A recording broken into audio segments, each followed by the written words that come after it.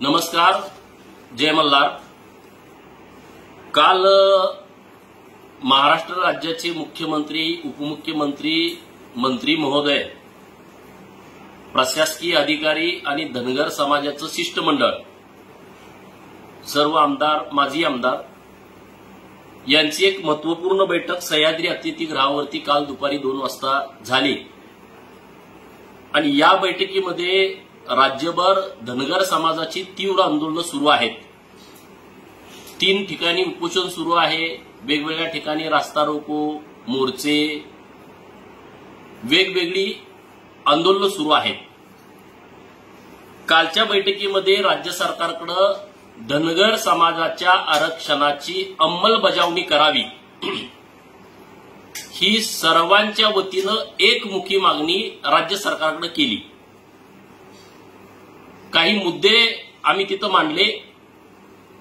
आदिवासी जमाती या राज्यामध्ये 47 जमाती आहेत, पैकी 33 जमाती या अन्यायग्रस्त आहेत।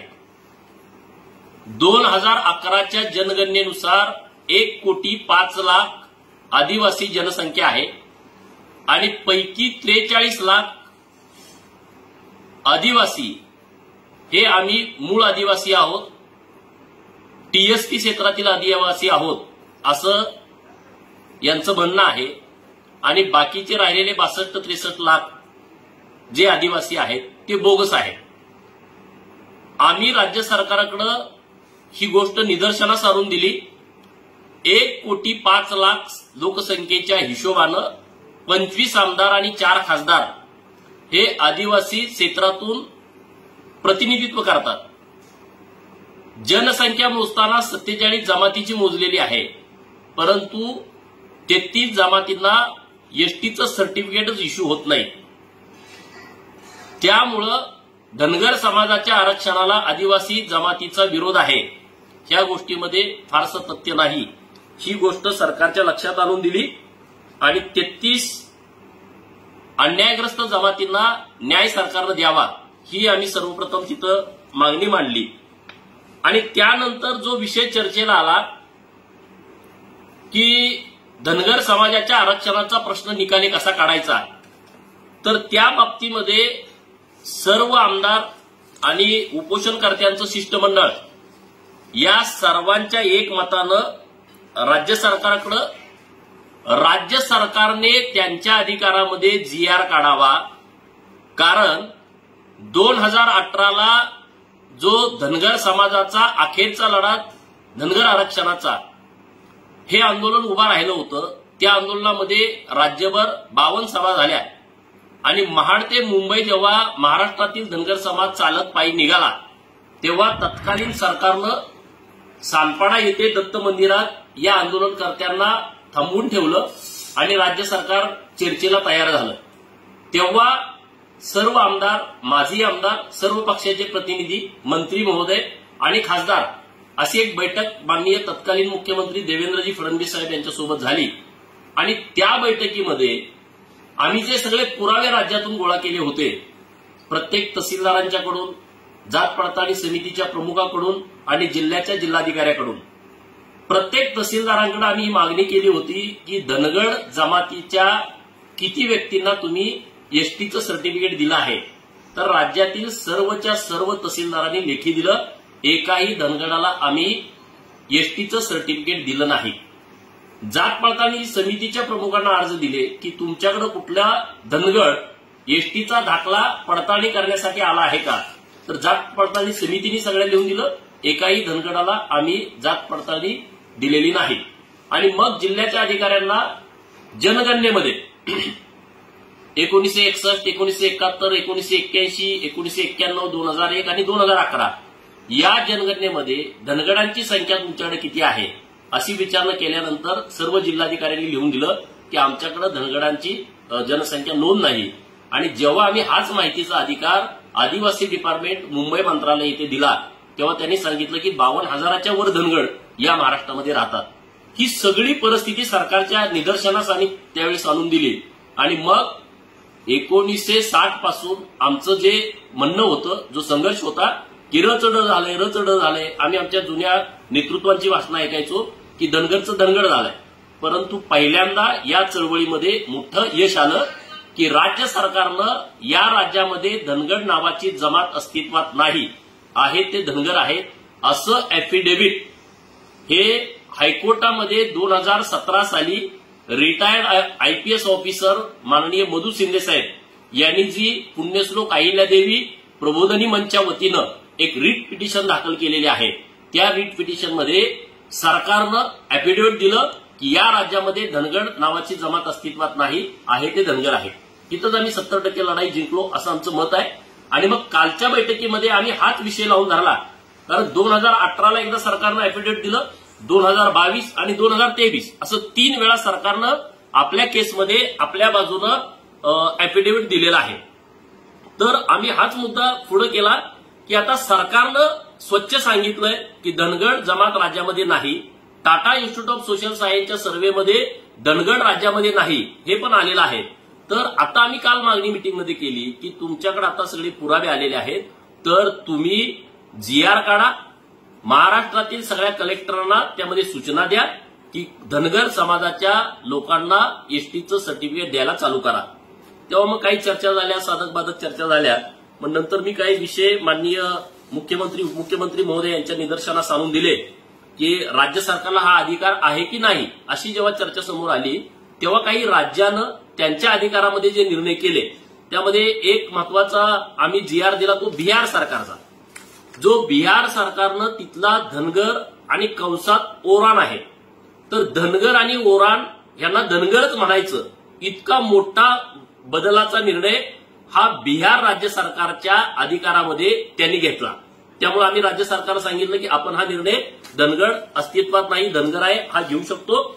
दुसरा जो विषय आहे जे आता मला माहिती परत मिळाली, कालच्या मीटिंगमध्ये नव्हती परंतु मीही सरकारकडे देणार आहे, लोहारा आणि लोहार हे जे एक GR बिहार सरकारनं काढलेला आहे तोही धनगराच्या बाबतीमध्ये लागू होऊ शकतो. आणि तिसरा जो विषय दिला आम्ही तो मध्य प्रदेश सरकारचा आहे. तिथं छत्री हे तर खूप इंटरेस्टिंग आहे. छत्रीचं छ, तला त आणि री असा त्यांनी बदल केलेला आहे. तो राज्य सरकारच्या अधिकारामध्ये बदल केलेला आहे जो GR मध्य प्रदेश सरकारचा आहे. तिसरा पण चौथा GR मध्य प्रदेश सरकारचा आहे गोंड गोवारी जातीच्या बाबतीमध्ये. गोंड आणि गोवारी असं सलग आहे असं म्हणणं होतं, तर त्यांनी GR काढला. गोंड आणि गोवारी हे वेगवेगळे आहेत, हे पृथक आहेत. अशा पद्धतीचा एक GR हा मध्य प्रदेश सरकारनं काढलेला आहे. आणि सगळ्यात महत्वाचं की तेलंगणा स्टेटने तर त्याच्या पुढे जाऊन एक निर्णय केला. तिथं 6% ST रिझर्वेशन होतं. तेलंगणा सरकारनं त्यांच्या अधिकारामध्ये ही शेवटची लाईन महत्वाची आहे. The government of Telangana after careful consideration of the above special circumstances hereby orders enhancement of the reservations for scheduled tribes from 6% to 10% in educational, in institutes and in state government service. म्हणजे 6% आरक्षण त्यांनी 10% वाढवलं, म्हणजे 4%ची वाढ ही तेलंगणा राज्य सरकारनं त्यांच्या अधिकारामध्ये केली. हे आम्ही सगळे GR राज्य सरकारकडे दिले आणि राज्य सरकारकडे सगळ्यांनी एकमतानं पहिल्यांदा असं घडलं.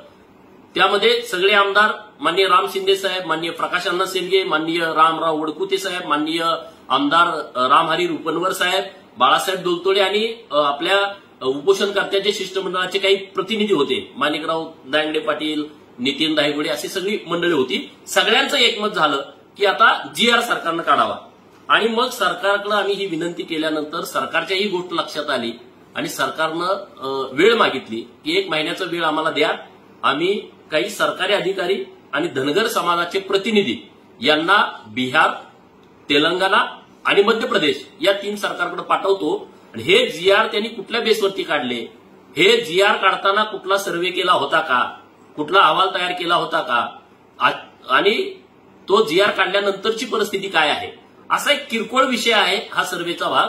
तर त्याच्यासाठी 1 महिना आणि हे सगळा रिपोर्ट आल्याच्या नंतर ते अटॉर्नी ऑफ जनरल यांना दिल्लीला पाठवणार आहेत आणि त्यांच्याकडून हा रिपोर्ट घेणार आहेत. त्याच्यासाठी 1 महिना म्हणजे 2 महिन्याचा वेळ राज्य सरकारनं आपल्याकडून मागितलेला आहे आणि मला वाटतंय आम्ही सगळ्यांनी एकमत केलं काय करायचं या विषयावर, तर आपण 2 महिने सरकारला वेळ देऊ आणि सरकारला वेळ दिला पाहिजे हे सगळ्या गोष्टी पडताळून पाहिला, कारण हा विषय आपला खूप मोठा आहे आणि विषय गंभीर आहे.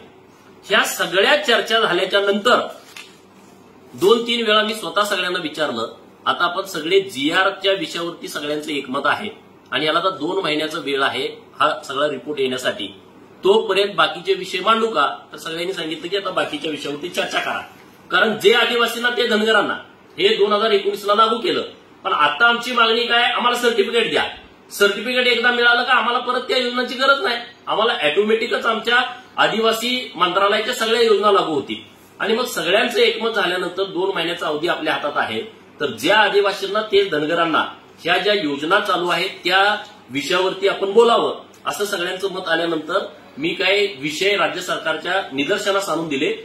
2019-20, 20-21, 21-22 आणि 22-23 या वर्षामध्ये धनगर समाजाला 1000 कोटी द्यायचं ठरलं होतं, पण त्या पट्टीमध्ये पैसे मिळाले नाही आणि म्हणून जवळपास 550 कोटी रुपये आतापर्यंत मिळाले आणि यावर्षी 140 कोटी रुपये राज्य सरकारनं बजेटमध्ये धरलेले आहेत. आणि त्यामध्ये लष्करी पोलीस भरती प्रशिक्षण, स्पर्धा परीक्षा प्रशिक्षण, परीक्षा शुल्क सवलत हा जो विषय महत्वाचा होता त्यामध्ये 1000 रुपयाची तरतूद होती, तर तोही विषय सरकारच्या लक्षात आणून दिला आणि सरकारनं तातडीनं महाज्योतीनं 20 कोटी रुपयाची मागणी केली. ह्या ज्या योजना आहेत त्या महाज्योती संस्थेच्या माध्यमातून राबवल्या जातात, तर 20 कोटीचा प्रस्ताव माननीय अतुल सावे मंत्री महोदय त्या बैठकीला होते जे ओबीसी मंत्रालयाचे मंत्री आहेत, तर त्यांनी 20 कोटी रुपयाची मागणी केली, तर सरकारनं तात्काळ मान्य केलं की हिवाळी अधिवेशनामध्ये आम्ही 20 कोटी रुपये देऊ. दुसरा विषय जो मोठा होता की माननीय देवेंद्रजी फडणवीसांनी घोषणा केली होती की महाराष्ट्रातील धनगर समाजाला 25,000 घरं द्यायची, परंतु यावर्षी 312 कोटी रुपये 25,000 घरांना लागत आहेत, पण पैकी 40 कोटी रुपये आता राज्य सरकारनं उपलब्ध करून दिलेले आहेत. ही बाब सरकारच्या लक्षात आणून दिली की 2340 घरं आता यावर्षी मंजूर आहेत, परंतु आम्हाला 25,000 घरांचा शब्द दिलेला आहे, तर वरचे जे पैसे 312 कोटी मधले 40 वजा करून राहिलेले पैसे सरकारनं द्यावेत, तर सरकारनं त्या बाबतीतही निर्णय दिला, राहिलेले सगळे पैसे द्यायचे आणि 25,000 घरं ही या 23-24च्या वर्षामध्ये पूर्ण करून घ्यायची, हे सरकारनं अधिकारी सगळ्या लोकांना सूचना दिलेल्या आहेत. त्यामध्ये एक जाचक होती की महाराष्ट्रातला धनगर समाज हा भूमिहीन नाही आहे, धनगर समाजाकडे किमान अर्धा एकरापासून पुढे जमीन आहे, त्यामुळे भूमिहीन ही अट्ट काढणं अपेक्षित होतं. ती बाब मी सरकारच्या निदर्शनास आणून दिल्यानंतर तात्काळ सरकारनं भूमिहीनाची अट्ट काढून देण्याच्या सूचना त्यामध्ये दिल्या. तिसरा अत्यंत महत्वपूर्ण विषय आहे नामांकित इंग्रजी मीडियमच्या शाळेमध्ये धनगर समाजाच्या मुलांना ऍडमिशन देणं. आज ज्या स्कूलची फी 1 लाख, 1.5 लाख, 2 लाखापर्यंत आहे आणि आपल्या आंदोलनामध्ये ही योजना लागू झाली होती, त्यामध्ये नामांकित इंग्रजी मीडियमच्या शाळेमध्ये धनगर समाजाच्या, मेंढपाळ समाजाच्या मुलांना ऍडमिशन मिळतं. गेल्या वर्षी 5,500 विद्यार्थ्यांना ऍडमिशन दिलं आणि यावर्षी सरकारकडे मी मागणी केली होती की आणखी 10,000 विद्यार्थी आपण वाढवावे आणि म्हणून 16,000 विद्यार्थ्यांची फाईल ही ओबीसी मंत्रालयानं फायनान्स डिपार्टमेंटकडे पाठवलेली आहे आणि त्या फाईलला तात्काळ मंजुरी द्यावी, कारण आता जुलैमध्ये शाळा चालू झाल्या, ऑगस्ट सप्टेंबर पूर्ण झाला, ऑक्टोबर लागतोय, तर सरकारच्या मी निदर्शनास आणून दिलं की आता ऑक्टोबर महिन्यामध्ये ऍडमिशन कशी होणार, तर तात्काळ या विषयामध्ये या फाईलला मंजुरी द्यावी आणि आमची 16,000 विद्यार्थी जे महाराष्ट्राच्या कानाकोपऱ्यामध्ये त्यांना ऍडमिशन द्यावं. ते ऍडमिशन दिल्याच्या नंतर ही योजना इतकी चांगली आहे, राज्य सरकार त्याची सगळी फी भरतं, राहण्याची, जेवणाची, कपडे, शिक्षणाची सगळी जबाबदारी सरकारनं घेतलेली आहे. ज्या खाजगी नामांकित इंग्रजी मीडियमच्या शाळा आहेत ज्यांची 1 लाख, 1.5 लाख, 2 लाखापर्यंत फी आहे, अशा शाळांमध्ये फ्रीमध्ये ऍडमिशन देण्याची ही योजना आहे. दुसरा विषय आहे वसतिगृहांच्या बाबतीमध्ये. 2019ला जुलै महिन्यामध्ये जे बजेट घोषित झालं 1000 कोटी, त्यामध्ये महसूल ठिकाणी म्हणजे मुंबई, पुणे, नागपूर, नाशिक, संभाजीनगर, अमरावती या ठिकाणी धनगर समाजाच्या मुलांना आणि मुलींना एक वसतिगृह करायचं. पैकी नाशिकला 40 कोटी रुपयाची घोषणा सरकारनं केली, जमीन हस्तांतरण केलेली आहे ओबीसी मंत्रालयाकडे आणि त्या हॉस्टेलला मंजुरी दिली. आता नागपूर, छत्रपती संभाजीनगर आणि पुणे येथे जागा उपलब्ध झालेल्या आहेत आणि आता तिथल्याही पुढच्या सगळ्या प्रक्रिया पूर्ण करायचा शब्द सरकारनं काल दिलाय. आता बाकीच्या ठिकाणी जिथं जागा उपलब्ध नाहीत, समजा अमरावती, मुंबई सारख्या ठिकाणी जागा उपलब्ध नाहीत, तर सरकारनं त्या बाबतीमध्ये वरिष्ठ अधिकाऱ्यांना सूचना दिलेल्या आहेत की त्या जागा उपलब्ध करून घ्या. परंतु विद्यार्थ्यांच्या वसतिगृहांचं अजून ते बांधकाम होईपर्यंत विद्यार्थ्यांना ऍडमिशन मिळत नाही. माननीय मुख्यमंत्री महोदय जे सामाजिक न्याय खात्याचे मंत्री आहेत आणि माझ्याकडे अनेक मुलं येतात, आटपाडीच्या वसतिगृहाला ऍडमिशन द्या म्हणून एक किमान 50 मुलं माझ्याकडून शिफारस पत्र घेऊन गेलेत. आणि मी माननीय मुख्यमंत्री महोदय साहेबांच्या लक्षात आणून दिलं की प्रत्येक गोष्टीला तुम्ही 5 विद्यार्थ्यांना तुमच्या अधिकारामध्ये खासगी बाब म्हणून तुम्ही ऍडमिशन देता, पण तुमच्याकडे 50-50 पत्र एका आमदाराची एका गोष्टीसाठी येतात आणि त्यामुळे त्या मुलांना ऍडमिशन मिळत नाही. तर धनगर समाजासाठी स्वाधार नावाची जी योजना आहे, स्वयं योजना, या योजनेच्या माध्यमातून धनगर समाजातील मुलांना ज्याला वसतिगृहामध्ये ऍडमिशन मिळणार नाही अशा मुलांना दर महिन्याला 6,000 रुपये खोली वाढत, असं 10 महिने म्हणजे वर्षाला 60,000 रुपये देण्याची तरतूद ही केलेली आहे. त्याच्यासाठी बजेट पण आहे. आणि मग ही गोष्ट मी सरकारच्या लक्षात आणून दिली की तुम्ही या विषयामध्ये मोठी जाहिरात करा, विद्यार्थ्यांना फॉर्म कधी भरायचे कसे भरायचे ह्याच्या सूचना द्या. आणि गेल्या वर्षी सुद्धा पैसे परत गेले होते कारण विद्यार्थ्यांना याची माहितीच नव्हती. त्यामुळे ही निदर्शनास बाब आणून दिली आणि या वर्षी आता 4-8 दिवसामध्ये निश्चितपणे त्याची एक जाहिरात येईल कशा पद्धतीने फॉर्म भरायचा. महाराष्ट्रातील सगळ्या धनगर समाजाच्या विद्यार्थ्यांना मी आवाहन करतो की ज्यांना वसतिगृहाला ऍडमिशन मिळालं नाही, ज्यांची परिस्थिती गरीब आहे, अशा सगळ्या मुलांनी ही योजना आल्याच्या नंतर आपण अर्ज करावा की जेणेकरून तुम्हाला 6,000 रुपये महिन्याला आणि वर्षातील 10 महिन्याचे 60,000 रुपये हे तुम्हाला खोली भाडं म्हणून मिळेल. ही एक महत्वपूर्ण चर्चा कालच्या मीटिंगमध्ये झाली. दुसरा जो महत्वाचा विषय आहे आणि तो विषय चर्चेला गेला की यामध्ये 13 योजना लागू केल्या. आदिवासी डिपार्टमेंट हे 22 योजना त्यांच्याकडे आहेत. त्यापैकी जवळपास 9 योजना या आपल्या वेगवेगळ्या खात्याच्या माध्यमातून ऑलरेडी सुरू होत्या. मग ते मत्स्य विभाग असेल, पशुसंवर्धन विभाग असेल किंवा ओबीसी विभाग असेल, या सगळ्या माध्यमातून या योजना सुरू होत्या. परंतु त्यातल्या 13 योजना लागू केल्या. त्यापैकी 3 योजना म्हणजे कुक्कुट पक्षी खरेदीसाठी अनुदान ही योजना लागू झाली नाही, बंदिस्त मेंढी पालनासाठी अनुदान ही योजना लागू झाली नाही आणि सगळ्यात महत्वाचं की सूतगिरणींसाठी आदिवासी समाजाला सूतगिरणी ज्या पद्धतीनं सरकार देतं तशा पद्धतीनं महाराष्ट्रामध्ये धनगर समाजाच्या मुलांची सुद्धा सूतगिरणी असावी आणि त्याला अनुदान सरकारनं द्यावं. हा जो निर्णय झाला नाही, हा महत्वपूर्ण विषय आम्ही कालच्या मीटिंगमध्ये चर्चेला आणला आणि सरकारनं कालच सूचना या बाबतीमध्ये दिलेल्या आहेत. या 3 योजना योग्य पद्धतीने कार्यान्वित झाल्या पाहिजे. म्हणजे हा जो विषय झाला तो जे आदिवासींना ते धनगरांना. काही लोकांना असं म्हणणं की आपल्याला हे नको आहे, पण अजून 2 महिने वेळ आहे आपल्याकडे, जे मिळतंय ते आपण घेऊ ना. आपली अंतिम लढाई ही सर्टिफिकेटची आहे. एसटीचा दाखला मिळाल्याशिवाय आपण शांत बसू शकत नाही. पण तोपर्यंत सरकारनं जो वेळ मागून घेतला, आता मराठा आरक्षणाच्या आंदोलनात सुद्धा सरकारनं 1 महिन्याचा वेळ मागून घेतला. आपला तर विषय फार महत्वाचा आहे आणि मोठा विषय आहे आणि जीआर निघाला तर आपला प्रश्न मिटू शकतो. ही एक चर्चा झाली. दुसरी चर्चा त्यामध्ये अशी झाली की मी पत्र माननीय मुख्यमंत्री महोदयांना 18 तारखेला दिलं होतं की तात्काळ तुम्ही या संबंधित बैठक लावा आणि त्यामध्ये काही विषय होते. तर काय विषय होता की हायकोर्टामध्ये एक आपली रिट पिटिशन दाखल आहे माननीय मधु शिंदे आणि पुण्यश्लोक अहिल्यादेवी होळकर प्रबोधिनीच्या माध्यमातून आणि तिथं हे सरकारच्या वतीनं कुंभकोणी साहेबांची कायमस्वरूपी नियुक्ती व्हावी ही आपल्या सगळ्या लोकांची भावना होती. आणि काल हा विषय चर्चेला आला आणि तिथं सरकारनं माननीय कुंभकोणी साहेब जे माजी महाअभिवक्ता होते त्यांची निवड ही धनगर समाजाच्या केसचा अंतिम निकाल होईपर्यंत त्यांची निवड केलेली आहे. हे महत्वपूर्ण आपल्यासाठी झालं. दुसरा विषय आहे की या केसमध्ये राज्य सरकारनं खूप मदत केली आहे. माननीय देवेंद्रजी फडणवीस आणि माननीय एकनाथ शिंदे साहेबांनी हे सरकार आल्यानंतर खूप मदत केलेली आहे. 2 तर अॅफिडेव्हिट दिले जे अत्यंत महत्वाचे होते. तिसरा विषय आपल्याला महत्वाचा होता की जो टाटा इन्स्टिट्यूट ऑफ सोशल सायन्सनं सर्व्हे केला त्या सर्व्हेच्या बाबतीमध्ये माननीय उच्च न्यायालय मुंबई यांनी हा सर्व्हे तुम्ही जो अहवाल आलाय तो हायकोर्टामध्ये सादर करावा अशा पद्धतीच्या सूचना दिल्या होत्या. परंतु हा अहवाल आपल्याला हायकोर्टामध्ये सादर करायचा नाही आणि सरकारनं तसं लिहून दिलं. हे पत्र आम्हाला आजपर्यंत मिळालं नव्हतं. काल विधी व न्याय खात्याचे सचिव माननीय व्यास साहेब बैठकीला होते आणि तिथं माननीय देवेंद्रजी फडणवीस साहेब आणि एकनाथ शिंदे साहेबांनी सूचना दिल्या की हे तुम्ही पत्र ताबडतोब द्या. त्यांनी काल मीटिंगमध्ये सांगितलं हे पत्र मी दिलंय. त्याचा मी पाठपुरावा मधु शिंदे साहेबांनी मी करत होतो परंतु ते पत्र तिथं मिळालं नव्हतं. आज सकाळी परत आम्ही हायकोर्टामध्ये वकील साहेबांना विचारलं हे पत्र तुम्हाला मिळाले का?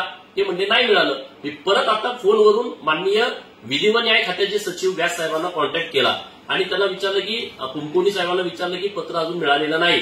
तर त्यांनी मला पत्र हे आता माझ्या पीएच्या व्हॉट्सअपवरती पाठवून दिलं आणि त्यामध्ये क्लिअर कट लिहिलं की महाराष्ट्र सरकार टाटा इन्स्टिट्यूट ऑफ सोशल सायन्सचा सर्व्हे जो आहे धनगर समाजाच्या बाबतीमध्ये तो हायकोर्टाला देण्यात मान्यता देत नाही.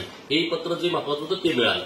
ज्या काही मागण्या होत्या त्यामध्ये जे मेंढपाळांच्या बाबतीमध्ये अत्यंत गंभीर विषय आहे की मेंढपाळांना मारहाण होते, मेंढपाळांना चराव कुरण मिळत नाही, जून जुलै ऑगस्ट सप्टेंबर पावसाळ्याच्या महिन्यामध्ये तिथं जंगलामध्ये येऊ दिलं जात नाही आणि म्हणून त्या बाबतीमध्ये राज्य सरकारच्या ही गोष्ट निदर्शनास आणून दिली. मागं नागपूरच्या अधिवेशनामध्ये मी एक तारांकित प्रश्न उपस्थित केला होता आणि त्या तारांकित प्रश्नामध्ये मेंढपाळांच्या चराई कुरणाचा प्रश्न निकाली काढावा अशी मागणी वनमंत्री सुधीर मुनगंटीवार साहेब यांच्याकडे केली होती आणि मी माननीय मुनगंटीवार साहेबांचं विशेष अभिनंदन करेन की त्यांनी महाराष्ट्रामध्ये वन खात्याचे कायदे हे फार क्लिष्ट आहेत आणि त्यामुळे तिथून काहीतरी मार्ग निघावा म्हणून महाराष्ट्रामध्ये महसूल विभाग, ग्राम विकास विभाग, जलसंधारण, जलसंपदा विभाग किंवा अन्य काही खात्याच्या सार्वजनिक बांधकाम असेल अशा खात्याच्या काही जमिनी महाराष्ट्रामध्ये पडून आहेत की ज्या वापरामध्ये नाहीत आणि त्या जमिनीचं क्षेत्र हे जवळपास 36.5 लाख हेक्टर आहे आणि म्हणून माननीय वनमंत्री सुधीर भाऊंनी एक संकल्पना मांडली की महाराष्ट्रातील मेंढपाळांना कायमस्वरूपी चराऊ कुरण उपलब्ध होण्यासाठी या जमिनीमध्ये चराऊ कुरण डेव्हलप करायचं आहे. त्यासाठी माननीय मुख्यमंत्री, उपमुख्यमंत्री आणि वनमंत्र्यांची बैठक होणं अपेक्षित आहे. तर ही बाब मी माननीय मुख्यमंत्री, उपमुख्यमंत्री महोदयांच्या लक्षात आणून दिली की तुम्ही वनमंत्री महोदयांना वेळ द्या आणि हा आमचा जो मेंढपाळाचा विषय आहे कायमस्वरूपीचा तो कायमस्वरूपीचा विषय आपण मिटवून द्या. तिसरा महत्वाचा विषय आहे आमच्या सगळ्यांच्या भावना ह्या श्री बिरोबाच्या चरणी आहेत. बिरोबा आमचं दैवत आहे आणि महाराष्ट्रामध्ये 5 काही प्रमुख ठिकाणं आहेत. त्यामध्ये आरेवाडीचा बिरोबा आहे, त्यामध्ये हुलजंतीचा महालिंगराय आहे, हुन्नूरचा देव आहे, नंतर पट्टणकोडोलीचा बिरोबा आहे आणि कोल्हापूर जिल्ह्यातला वासी. ही 5 बिरोबाची मूळ स्थानं आहेत. तर राज्य सरकारकडे मी मागणी केली की या 5 स्थानाचा तुम्ही एक आराखडा तयार करा आणि तो डेव्हलप करा.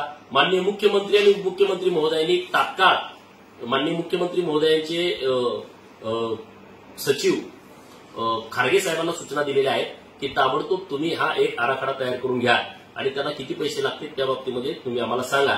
आणि दुसरा एक विषय महत्वाचा चर्चेला आला की तो औरंगाबादचं नामांतरण छत्रपती संभाजीनगर झालं, उस्मानाबादचं नामांतरण धाराशिव झालं आणि 31 मेला चौंडी येथे पुण्यश्लोक अहिल्यादेवी जयंतीच्या दिनादिवशी माननीय मुख्यमंत्री आणि उपमुख्यमंत्री या दोघांनी तिथे उपस्थित राहून घोषणा केली की अहमदनगरचं नामांतरण करून पुण्यश्लोक अहिल्यादेवी नगर करण्याच्या बाबतीमध्ये सरकारनं घोषणा केली. तर या बैठकीमध्ये आम्ही त्यांच्याकडे विनंती केली की आता तुम्ही या बाबतीमध्ये कॅबिनेटमध्ये अंमलबजावणीचा निर्णय घ्यावा आणि अहमदनगरचं नामांतरण पुण्यश्लोक अहिल्यादेवी नगर हे कागदावरती करावं अशी एक मागणी केली. त्यामुळं आंदोलन राज्यामध्ये सुरू आहे. बरेच विषय आले.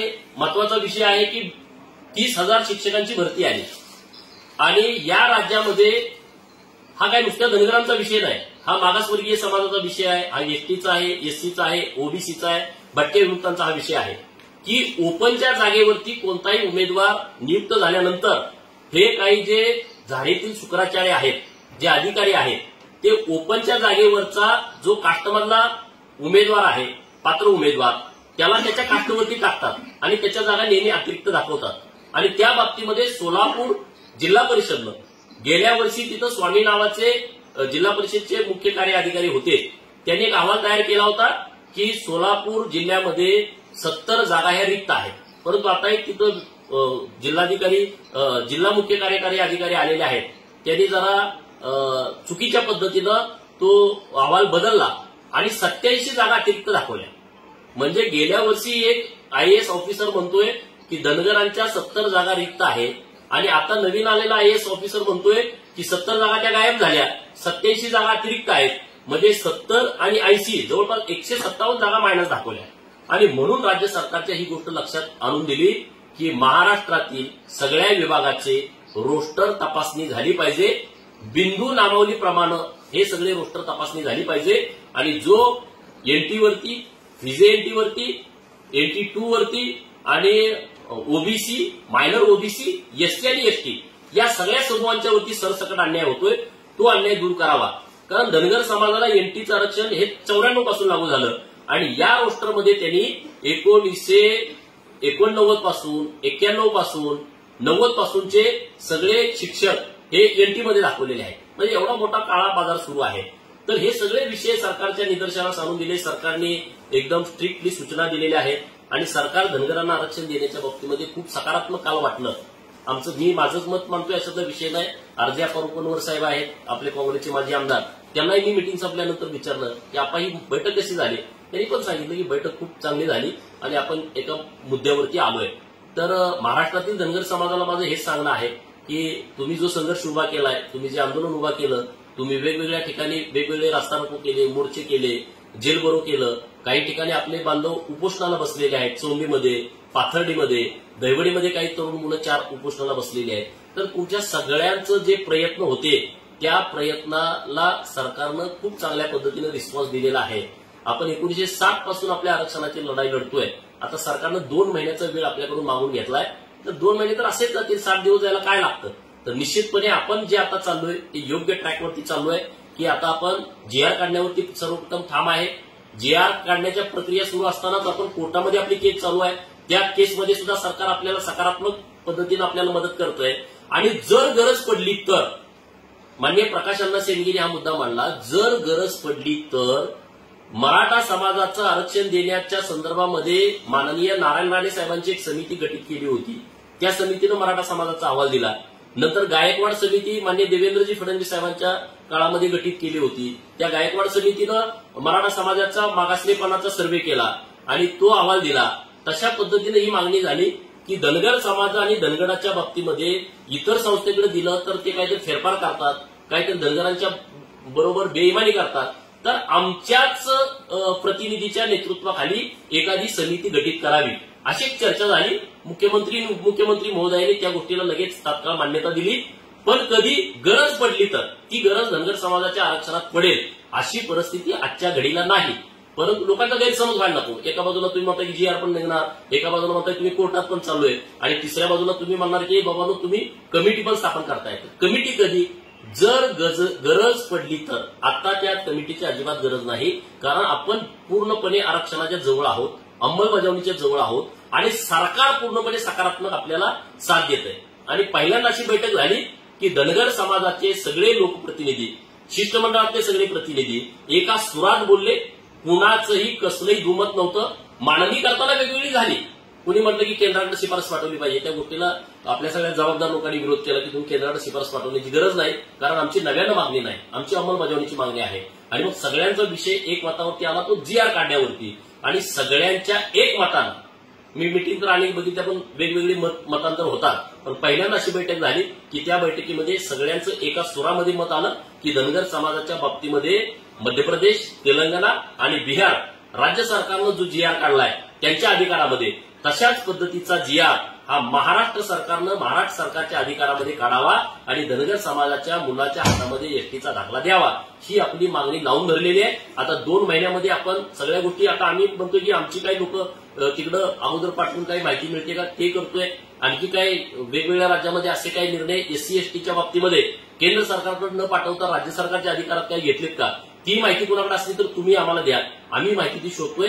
राज्य सरकार आपल्या बाजूने ठामपणे उभा आहे आणि त्यामुळे ही भूमिका काय मिटिंगमध्ये झालं ते तुम्हाला सांगणं माझी जबाबदारी आहे, माझं कर्तव्य आहे. आणि सगळ्या लोकांना या विषयीची व्यवस्थितपणे माहिती असावी. त्या माहिती देताना कुठलाही आडपडता असू नये म्हणून मी तुमच्याशी बोललो. जय मल्हार, जय महाराष्ट्र.